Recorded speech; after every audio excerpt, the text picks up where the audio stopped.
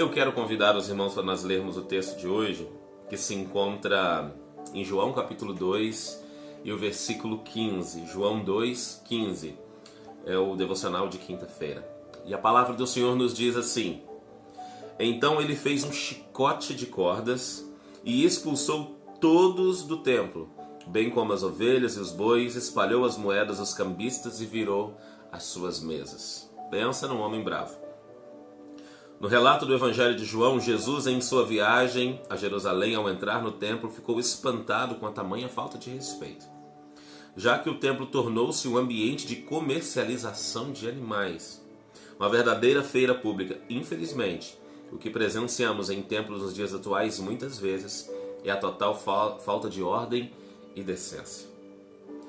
Há verdadeiro mercantilismo em muitos lugares tidos como casa de oração.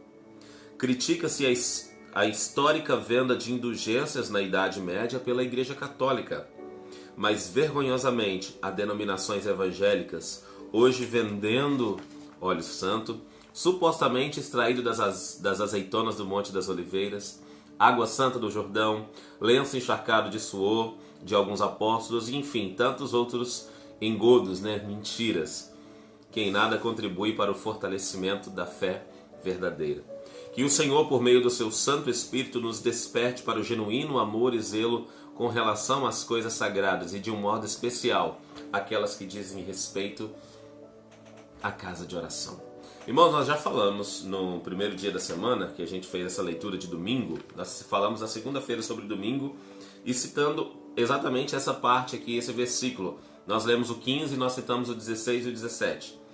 O assunto continua o mesmo, mas agora nós vamos entrar numa outra área que seria esse trabalho feito pelas vendas, aonde nós vivemos hoje, Como nós estamos aqui nos tempos modernos, as vendas continuam acontecendo dentro da igreja, mas de uma forma não só mercantilista, de uma forma desrespeitosa com as coisas espirituais. E por que eu digo isso? O pastor Webster, ao escrever a lição, ele citou o óleo santo, ele citou a água santa, ele citou lenço suado, Mas eu poderia citar tantas coisas. Eu dei um pequeno Google aqui, coisa rápida, eu só coloquei coisas que são vendidas na igreja. Eu encontrei tijolo santo, chave santa para abrir todas as portas, semente santa que cura o Covid. Não vou citar nomes, queridos, de pastores, de apóstolos ou de igrejas. Não faz sentido. O que nós precisamos, que para mim é o que realmente importa, o que nós precisamos é aprender a verdade, certo? Se nós sabemos a verdade, nós vamos tomar cuidado e não vamos viver na mentira. É só nós cuidarmos. O que nós precisamos é aprender o que é certo, aprender o que é exato. Ninguém precisa ficar nos dizendo que tal coisa é errada, fazer aquilo é errado. Se nós aprendermos na palavra do Senhor como devemos viver, como a nossa vida precisa funcionar, nós não precisamos ficar temendo com o que fazer. Eu encontrei até colher de pedreiro ungida, para que a nossa construção seja uma construção prudente. Então nós encontramos muita coisa, travesseiro, meia, toalhinha e enfim, por aí vai. Queridos, o que eu quero dizer? Hoje a presença de Deus habita em mim. Eu sou a casa de Deus. Isso nós não podemos discutir. O Senhor não habita em templos feitos por mãos, certo? Na época de Jesus, ali antes dele morrer, a Arca da Aliança, a santidade, ficava dentro do templo. E ali os santos dos santos estava a Arca da Aliança, na época dos profetas, na época dos sacerdotes, e o sacerdote entrava uma vez por ano com sacrifício nas mãos para oferecer para todo mundo. Quando Jesus morreu, o véu do templo se rasgou. Qual véu? O véu que separava o santo dos santos dos demais locais, ou seja, o acesso se tornou livre. Não é mais necessário alguém ser sacerdote em nosso lugar. A Bíblia diz que Deus nos constituiu reis e sacerdotes, ou seja, eu sou o sacerdote da minha casa. Eu sou o sacerdote da minha vida. Eu ofereço aquilo que eu tenho como sacrifício, como dom e como oferta ao Senhor. Deus abriu as portas e hoje nós podemos fazer isso. Só que, por outro lado, eu não posso achar que o local de adoração aonde eu vou, eu posso fazer qualquer coisa dentro dele. Um exemplo disso. Por exemplo, quando Moisés pastoreava as ovelhas antes de ter sido chamado por Deus. Ele andava por todos os montes de Jerusalém, pastoreando, cuidando. Provavelmente no monte onde a sarça ardia, ele deve ter passado algumas vezes cuidando das ovelhas ou outras pessoas. Só que no momento em que Deus aparece para ele numa sarça ardente e o chama e conversa com ele, Deus falou assim: Moisés, tira a sandália dos seus pés, porque o local onde você pisa é santo. Ou seja, o que eu estou entendendo aqui? Quando Deus habita num local, quando Deus faz parte de um local através da adoração, através de onde Ele fala conosco, aquele momento se torna sagrado. Aquele lugar se torna santificado. Eu não digo santo, porque santos são pessoas. Santo é o ser humano que Deus santifica. Mas um local separado, escolhido por Deus para manifestar a presença dele, como foi ali para Moisés, se tornou um local diferente. Talvez depois que Moisés foi embora dali, o Senhor sumiu daquela sarça, o local voltou a ser um local normal. Poderia ser pisado de novo com sandália. Mas olha que interessante, Moisés, não pisa aqui de sandália, porque o local é santo. Agora nós vamos entrar em outra área. Nós vamos, por exemplo, lá para Jacó. Jacó, quando ele está viajando, ele chega à noite, ele vai dormir, ele puxa uma pedra. E ele usa essa pedra como cabeceira. E de noite ele tem um sonho. Ele vê uma escada que vai até o céu, vê o Senhor no topo da escada e vê os anjos subindo e descendo. Olha que visão maravilhosa. E o Senhor fala com ele, ele acorda, pega aquela pedra, erige ela como coluna e derrama azeite sobre ela. E aí a palavra do Senhor nos diz assim, olha: acordado, pois, Jacó do seu sono, e isso está em Gênesis 28:16. Acordado, pois, Jacó do seu sono, disse: na verdade, o Senhor está neste lugar, e eu não sabia. Olha que legal. E temeu e disse: quão terrível é este lugar. Este não é outro lugar senão a casa de Deus, e esta é a porta dos céus. Casa de Deus, ele chamou aquele lugar de Betel. Então levantou-se Jacó pela manhã de madrugada, tomou a pedra que tinha posto por sua cabeceira e a pôs por coluna, e derramou azeite em cima dela e chamou o nome daquele lugar Betel. O nome, porém, daquela cidade dantes era Luz. Já era um nome bonito, Luz, né? Mas agora se chamou Betel, que significa casa de Deus. Aquele local se tornou um local santificado porque Jacó honrou o Senhor com aquele momento e o Senhor se manifestou num sonho para ele. O Senhor estava com ele.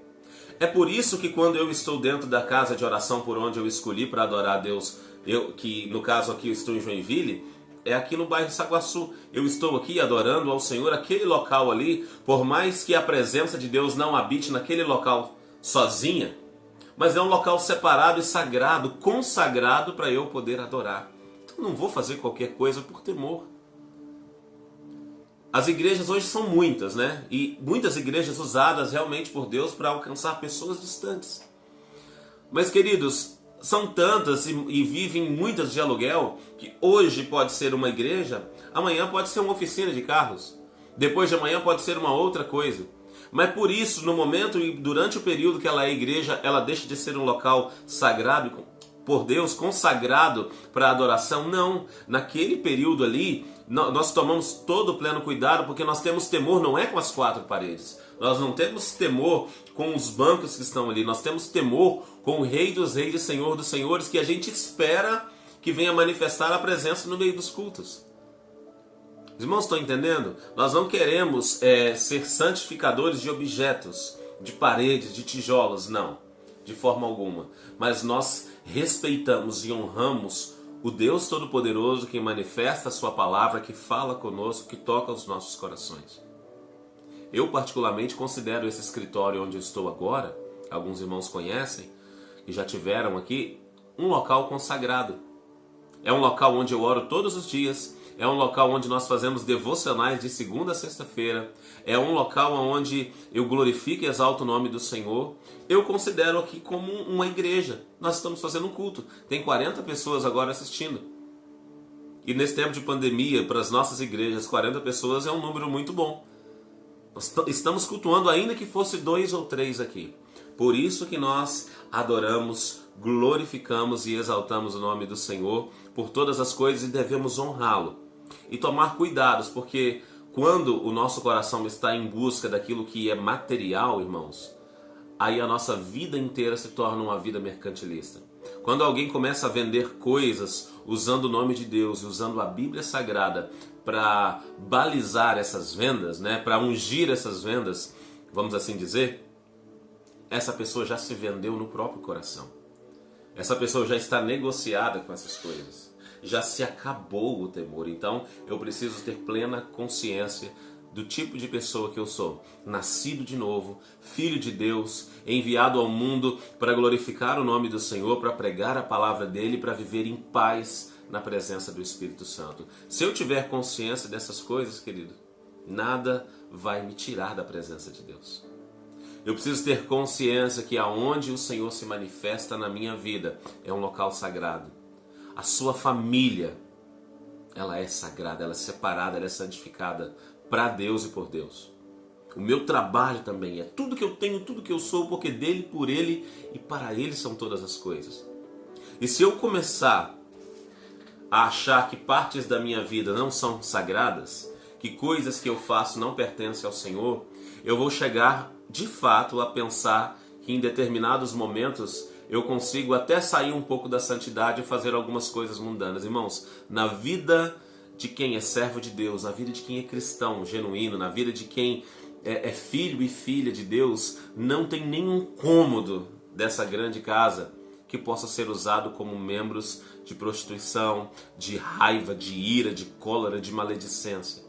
Tudo em nós deve ser transformado.